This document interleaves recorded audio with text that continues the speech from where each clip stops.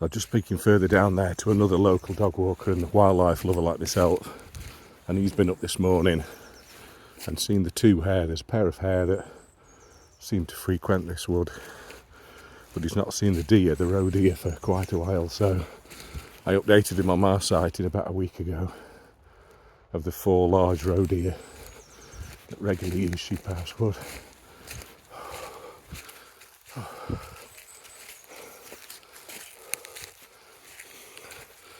And it's good to know that anyway so far, that if this is privately owned, he's not done anything with it. There's nothing at all. And these can be good tax breaks for business people. To buy at woodland is what's pushed the price up of woodland in the last few years, is the tax breaks.